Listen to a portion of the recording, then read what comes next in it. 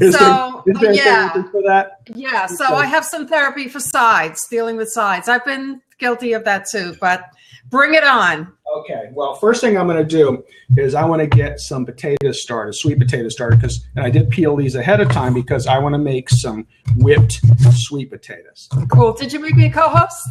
Oh, thank you very much. You're welcome. Oh, that looks so good. Oh, yeah, good. That looks so good. The colors, and it just looks like Thanksgiving. And I think I see brown sugar there. Oh, yeah. There's brown sugar. There is honey. There is maple syrup. I've got a variety of spices we're going to use. We're going to do a little different thing. And right now, I'm just going to cut these up because these are going to go into some water. And we're going to make some mashed sweet potatoes is one of the things we're going to do. So we have to cook these up. And then we're also going to do some roasted sweet potatoes. But I like to have a little bit of variety, and I do love mashed sweets. Lisa's not real fond of a sweet potato at all. I have made a sweet potato dish for 30 years at least. It's the same one every year because it's demanded. And it has orange juice, and it has, the spices, cinnamon and nutmeg and maple syrup. And yeah, so much you can do with sweet potatoes, right? Goodness, yeah, they're just wonderful. But it is an acquired taste. Some people just don't really like them. But the funny thing is, like, Lisa loves pumpkin pie. Mm-hmm. But this isn't that far off, sweet potato pie. She probably would not be able to tell the difference. But anyway, I started my water boiling. Normally I would start it from cold, but I wanted to get a jump start. Just threw a little salt in here with them. And I'm going to put this back on the stove and let it start boiling. Okay, let me ask you a question. Yes. Does it make a difference, cold or warm water? I don't know. It just sometimes I seem like I don't overcook them. Okay. If I start from cold, and that's something I do because of regular potatoes. When I cook regular potatoes, it's the same thing. Mm-hmm. So good enough. That could have something to do with it, or it could just be in my mind, which is entirely possible too. All right.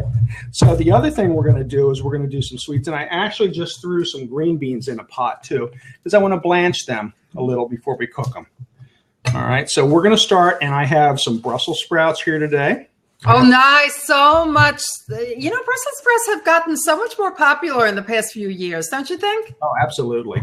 And there's a bunch of ways you can make them, and I have to pull some bacon out of there. I do have some bacon in there. But we have some Brussels sprouts. I have a butternut squash, and I have a variety of other vegetables, and we're just going to see how it goes, how much time we have. And King just asked, what are we making? Well, fine food. We're making side dishes. Vegetable today is all pretty much straight vegetables, and we're doing them and they don't have to be Thanksgiving Day side dishes, but these are some great side dishes you can make for your Thanksgiving table if you're looking for something different. And so let's move on. And from here, while I have the sweet potato out, let's finish cutting this up. I'm going to make another sweet potato dish and get it in the oven because it's going to take a little while. It might not be done. Hey, you know what I was looking at? I was spending hours last night. Late at night, it's a good time to just Google away. So I had my mind set on like chopping tools. For example, like a mandolin, which I don't have. I never had.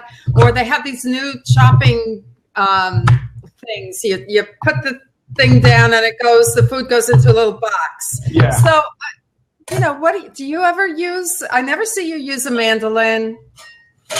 Well, a mandolin is a lot of work, and you got to really be, the only time I would use a mandolin is if I was making some julienne strips of vegetables, if I wanted to julienne some zucchinis, some carrots, something, or if I wanted to make a crinkle cut, then I would pull a mandolin out. But honestly, I don't own one because my hands are not really in that good a shape anymore to really handle something without cutting myself.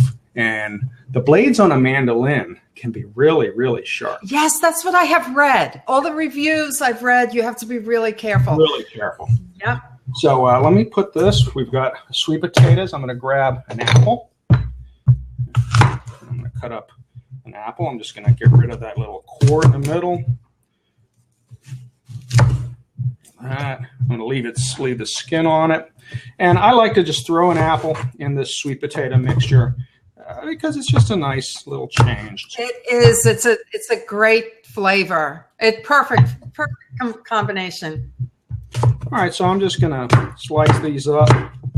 Skin on, like I said. Let's get rid of that label. We don't want the label in there. Didn't wash everything first, so that's all done. So these I'm just going to leave sliced. I'm going to throw them in there. You'll be able to tell that they're apples. And I'm also going to add in a leek.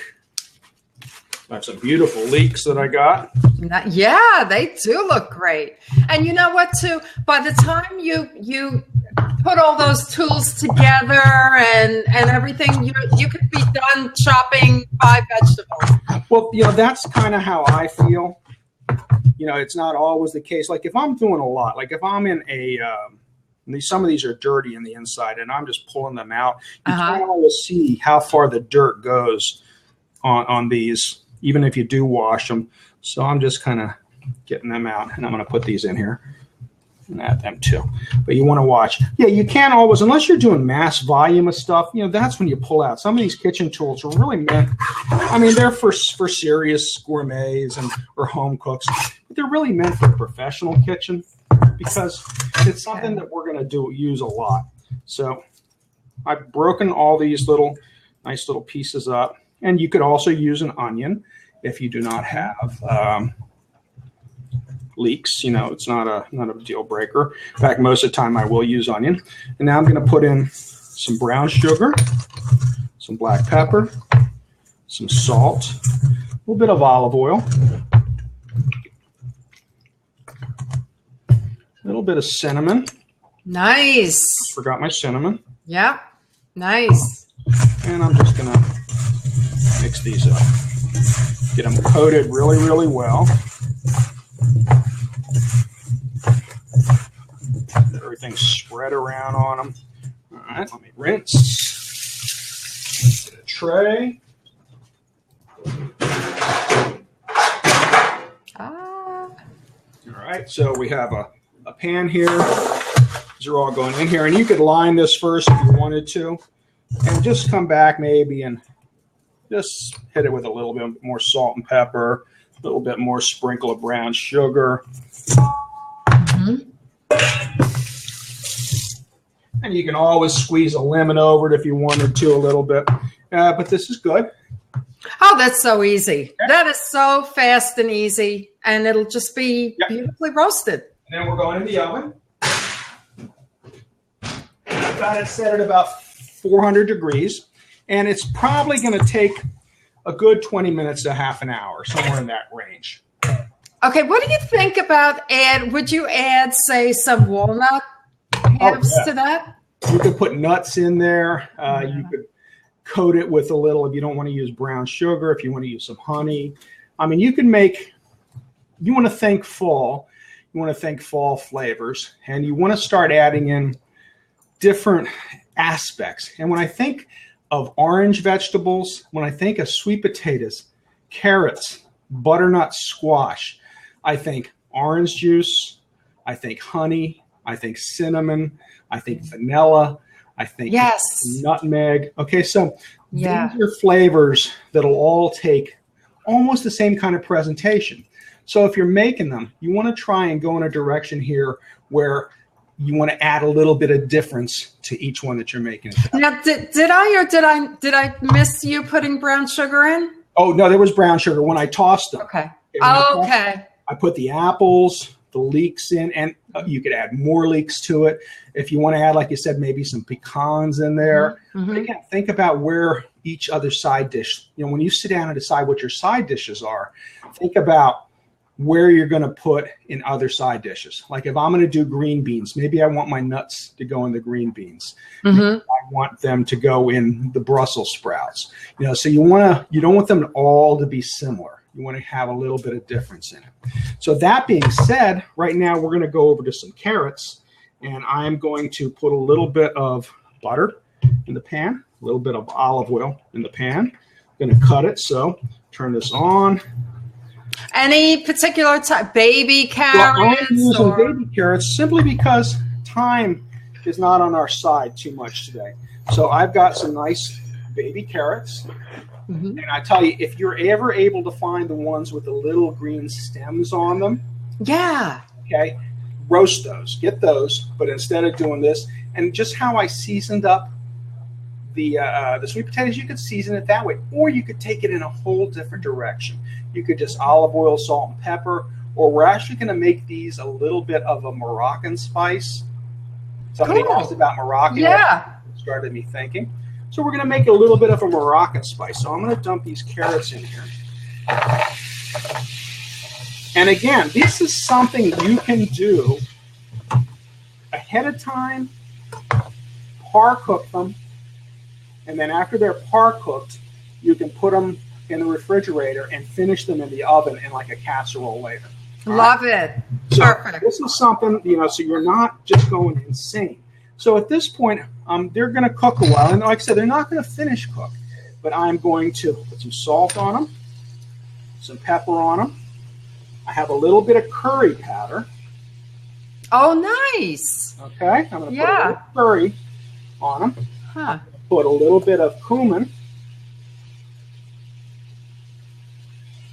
Or cumin, as the Mexican in me calls it. A little bit of onion powder. And again, this is your dish. Season it like you want. I'm just giving you some ideas. All right, and I am going to put a little bit of honey in this. I'm not going to go to brown sugar. I kind of want to stay, makes me think of honey more than brown sugar. Because I don't know. I love honey and butter together. Oh, God. Yeah. All right, so at this point, I'm just going to mix them up real good. I'm going to let them coat. And I'm going to turn this up a little because I want to see if I can get this to caramelize just a little bit more and see if we can get even a little color into it would be nice at this point. Yeah.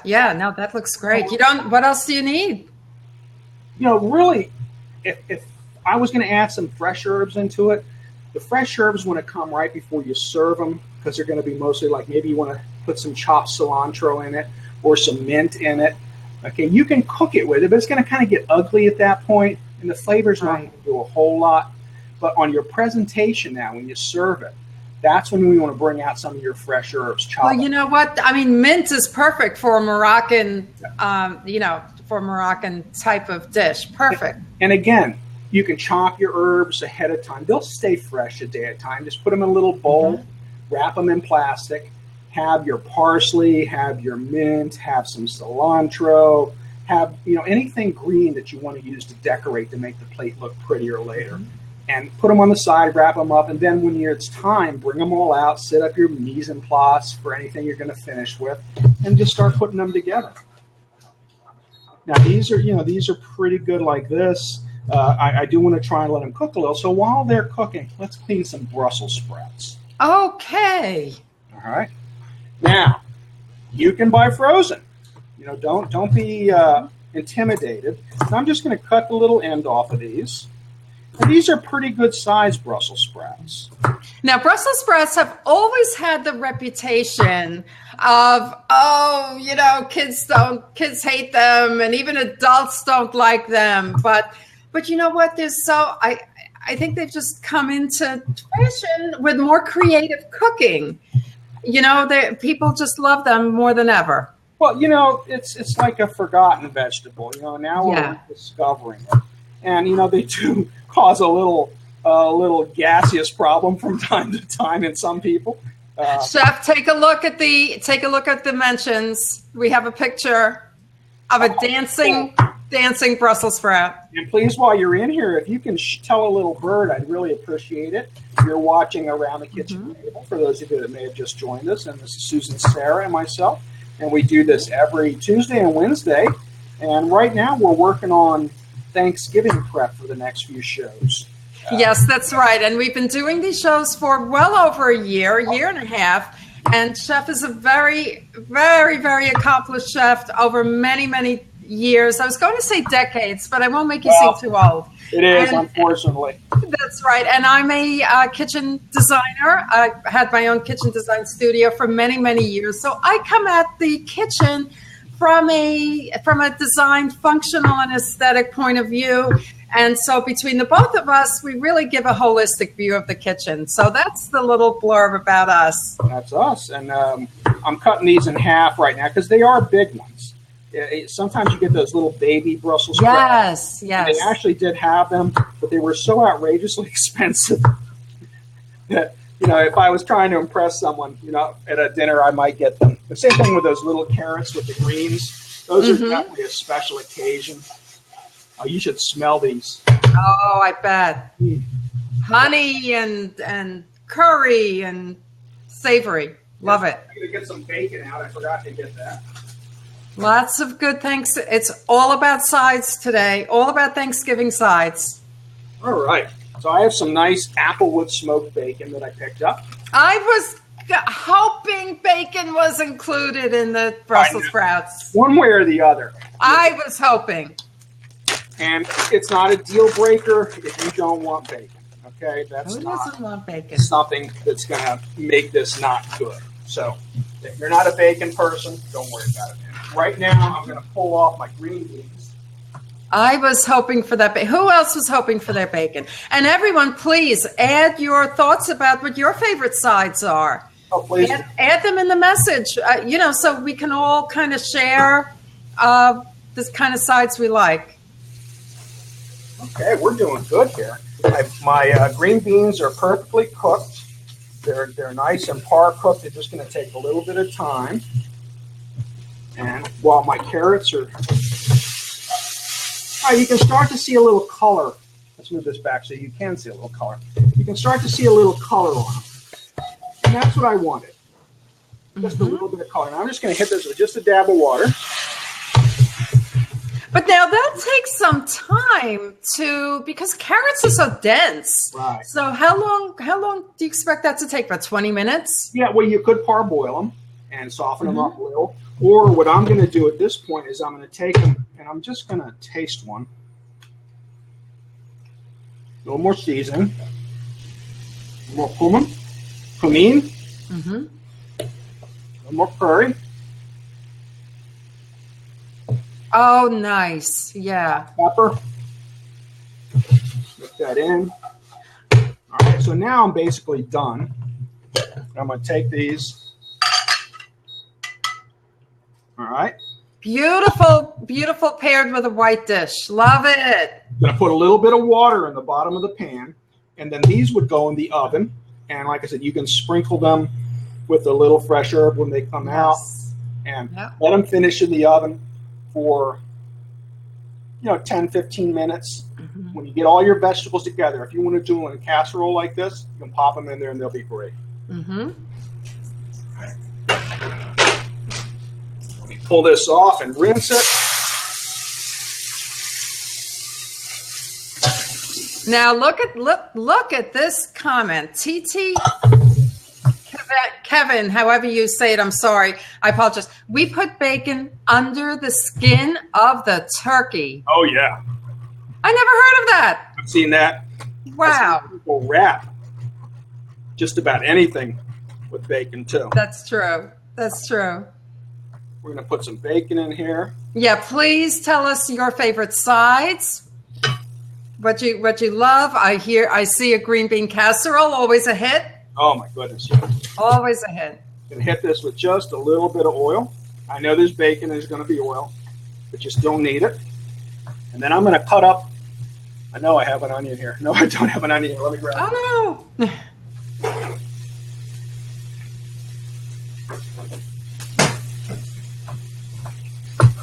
All right, so let's get these. Well, speaking of the onion, could you have used the leek? Oh, absolutely. If you're out of onions? Okay. Oh, sure. Scallions, but I just want to add them. And if you're using scallions, put them in at the end. They're a little more delicate. So I'm just going to. And Pete George says corn casserole. Tell us what's in that corn casserole, Pete George. Good. Absolutely. I've done a cream corn casserole from time to time. Oh, nice. Oh, and pearl onions. What about creamed pearl onions? Oh, absolutely. I've actually never made it. I've had it, but I haven't made it for Thanksgiving, but love it. Well, if you were doing a like a cream corn casserole, I would make, if you want to use fresh corn and make your own cream corn out of it. But you don't have to. If you want to make it make yourself easy, just use your cream corn and then kind of doctor it up with some different flavors. Maybe put some bits of color in it. You could throw a few carrots or in it just for color if you wanted to. Or you know what? Trader Joe's has that roasted corn. Oh, there you go. That would make a good. I'd rather make my own kind of cream corn. Mm-hmm. So now in the pan with the bacon, I've got some onion. All right. Going to throw in some Brussels sprouts.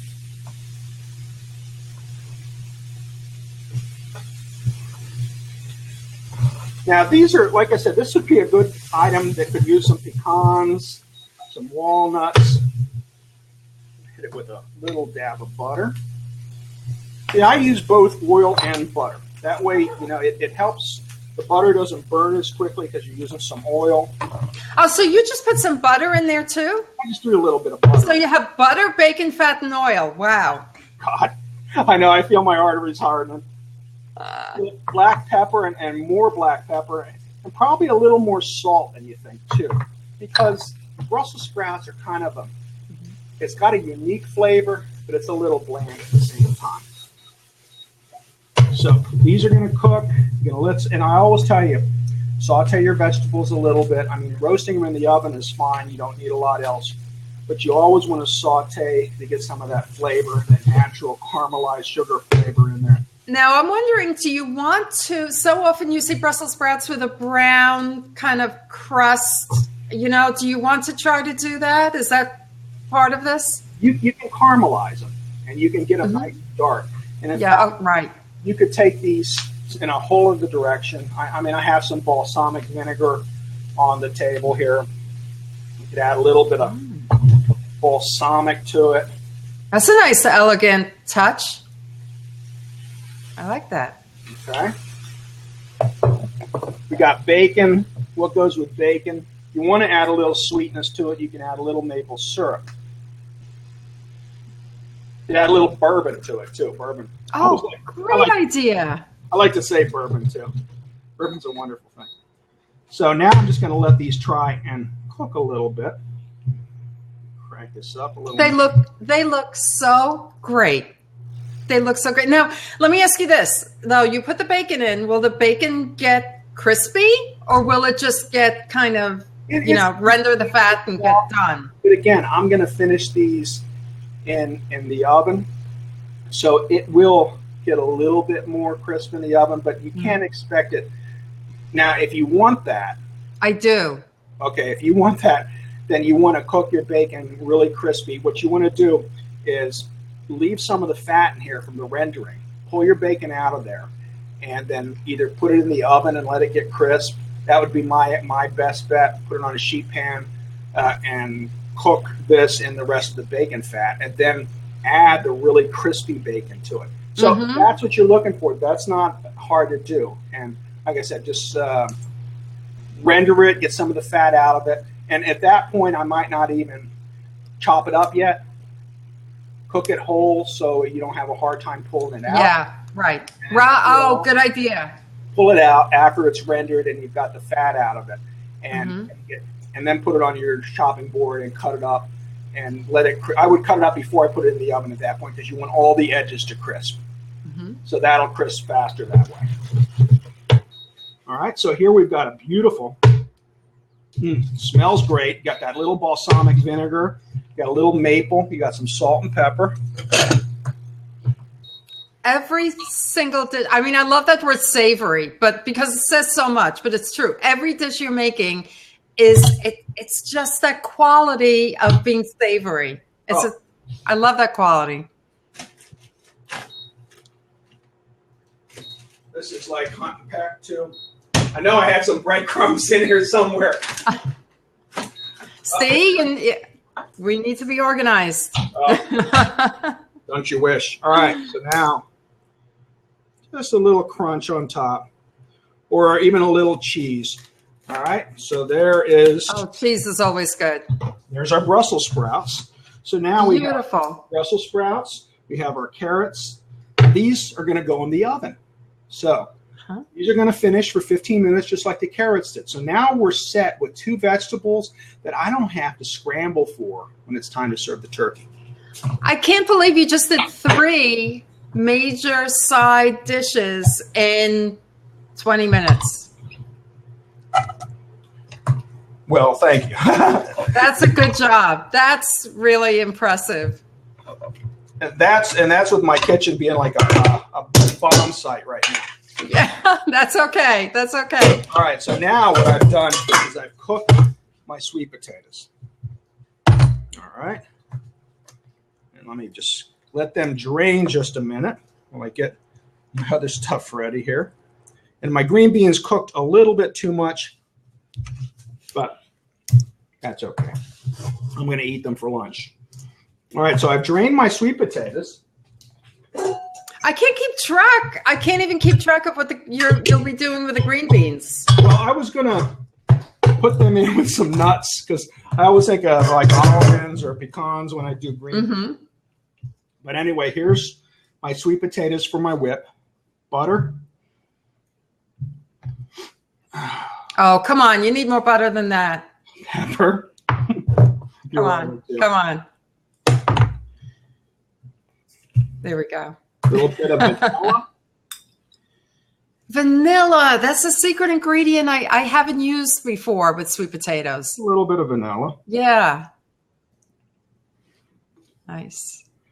And, you know, I'm not a fan of nutmeg, but if you like nutmeg, this is something you could put it in. Cinnamon. A little more salt. A little bit of brown sugar. Okay. Some milk. So what about eggs? Is this something that doesn't need egg? If I was going to make a pie out of it, yes. Okay. But I'm just going to whip it. I'm going to do it back here because I ran out of room on my countertop. That's going to go in. And this is something that you can season. After it whips up, you can taste it, and then you can season it from there. All right, so we've got roasted, I almost lost track, roasted sweet potatoes with leeks and apples in the oven. We've got our Moroccan-style carrots that just need a little mint to dress them up. We've got our Brussels sprouts with bacon and a savory vinaigrette. I've got whipped sweet potatoes. And again, you don't ever want to over whip anything because what happens when you over whip is it'll start to bring more of the starch out and you get that kind of gummy flavor. Okay, so there's it gets gummy. Does it get more dense and just it's not fluffy. It's like the opposite of fluffy. Well, if you want to get them fluffy, by all means, whip them up a little bit more. Oh, okay. But I would just be careful over whipping. Wow, that looks amazing. Sweet potato is just going to have a little bit of a different consistency. Wow. But here, you know, all right, so you got people that don't eat sweet potatoes, but this is going to give them a little bit of a different flavor. Okay. That looks fantastic. And I know I put brown sugar and it's not overly sweet. Good. That's great. That looks great. That's really good. Good job. Wow. And you know what? I taste that little hint of vanilla in it. So I would defy anyone to not like these. These are just really good. Wow. All right, so that's done. All right, almost ready. Got one more thing here to do, I think. Definitely have to order myself another saute pan that works on this. You're running out, huh? You need too many at one time. Well, this is pretty good. Okay. So now a little bit of oil on. Let's let that heat up a little bit. And green beans, everybody likes green beans. And green beans are always kind of a default vegetable because if you don't like anything else, that's right. The picky eaters, they're good for the picky eaters. So you always want to have a vegetable for the picky eaters because they got to eat a vegetable. You know, you can't let them get away with not eating anything. So these are probably, you know, there's a lovely green bean casserole that is a definitely Thanksgiving tradition with those little canned onions. I think they use the crispy ones that everybody makes. So at this point, these are cooked, cooled in the refrigerator. And this might be one of the only vegetables you want to do on stovetop, or if you make sure they're just blanched. Don't let them cook very long. You can finish them in the oven just the same way. You just want to get them blanched to get some color.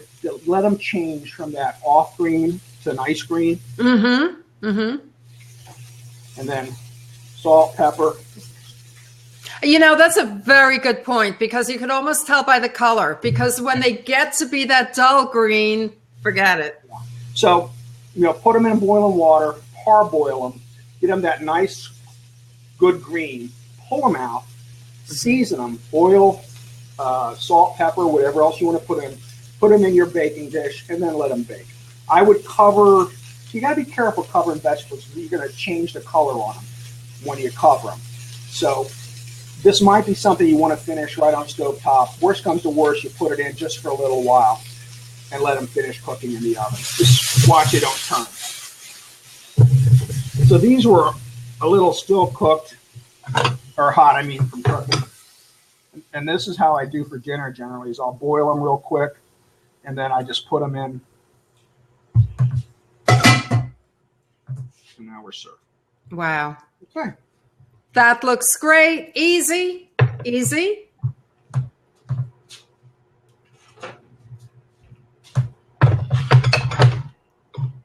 You know what? I don't have enough room here. So let me. Ah, good idea. Oh, yeah. That is beautiful. Wow. I can't believe you did. It takes me hours to do my side dishes. Well, you also do them for how many people, too? You're cooking a lot more than me. All right, so these were 4 that we just did. And the colors are beautiful. Let's see how my roasted one's doing. Yep. That's right. And then we have the stuffing that we made yesterday. You should look up our blab from yesterday. It's all about stuffing. So these are, okay. Nice. These are not quite ready. See the possibilities of these. These need maybe another 10 minutes. And everything's cooking nicely. Smells divine. I bet. I bet those apples give it such a good fragrance too. This looks great. Love the colors, love the textures, and they look delicious. All right, so these are some ideas. You saw how I did the sweet potatoes. You know, a regular potato, you want to cook it somewhat the same way. Just no brown sugar when you season it, no vanilla, you know, but it's the same basic cooking technique. Put your butter, put your milk in the pan, whip them up, and just, you can whip those a little fluffier, but you know, I kind of like to have a little chunk from time to time. You don't know they're real potatoes. That's true. I usually do too. Yep. I don't like to over whip them. And I found sometimes when you're trying to hit that sweet spot with whipping them, you take them just a little bit too much, and that starch really kind of builds up. Yeah. Although I have to say, my mother, being a European woman growing up in, you know, Denmark and strict cooking rules, her mashed potatoes had, I don't know how she did it. I've never been able to achieve it. Had 0 lumps in them, just like her gravy. I'm telling you. Did she rice them? Maybe she did. Because I don't remember. A ricer, I mean, I know in the old days, people used to rice potatoes, and they were the... I just have mashed potato guilt. Yeah. I don't know how she did it. How about a little bit of kitchen therapy now? Let's do some therapy. Just for a couple of minutes. I have some tips together for kitchen therapy. So, when we talk about side dishes, how many do you really need? I mean, we can go crazy. All the years I've done Thanksgiving Day, sometimes I just say, oh, let's do this and let's do that. So be careful. It's all about planning. How many can you really logistically, make? So think about how many side dishes you really need. What are the timing logistics? How much oven space do you have versus how much time do you have to spend at the stovetop, cooking one or the other? That's so tricky. I'll tell you this, and you can think about this in regard to remodeling your kitchen if anyone's thinking about remodeling your kitchen. For many, many years, I had double ovens. Now, the second oven I used once a year. And that once a year was Thanksgiving. When it was Thanksgiving Day, I was happy I had it. So, it's okay to, rarely use your double oven, but think about the oven logistics, the spaces you need for things. Right, Chef? Oh, absolutely. You really have to. And that's where a lot of people fail. Yeah. Is they don't think about putting everything out and getting everything out hot. And, it's don't be so ambitious that the whole meal is just okay. Yeah, that's right. Well, that's part of the therapy. Now, can you reconfigure the kitchen, if you're thinking of remodeling to accommodate, or in your existing kitchen to accommodate assistant chefs? Can you bring in a kitchen cart? Kitchen carts are great for this. Reconfigure your countertops to allow for other people helping you. So if you have 4 to 5 sides, it requires planning for cooking equipment, for your workspace, for timing. What can you do ahead? And also, how can you make it enjoyable for yourself? I don't know about you, but so often after Thanksgiving, I seem to crash for about 2 days. And it's like you have this adrenaline and then you completely crash. At least that's my experience.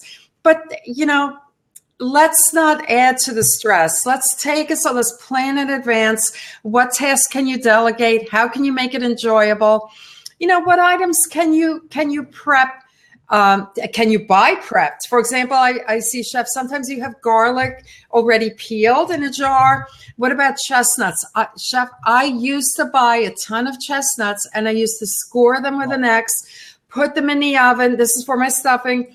Take them out. And then what happens by the time I get to the last third? They're cold and they're hard to peel. So buy the chestnuts in the jar. There are so many products, and don't ever feel bad for taking a few shortcuts here and there, because these products are there to help you and help you survive the holidays and still get a good meal out. I mean, there's nothing wrong with the way produce has been.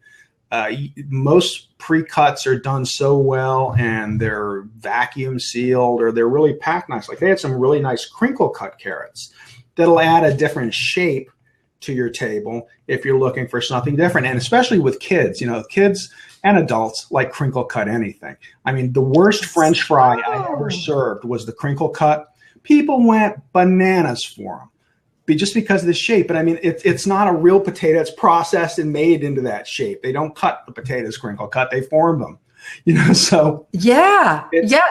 People love those shapes. So look at the store. There's these products I think called Love Me Beets or something that are pre-cooked beets if you want beets and don't want to go through all the hassle.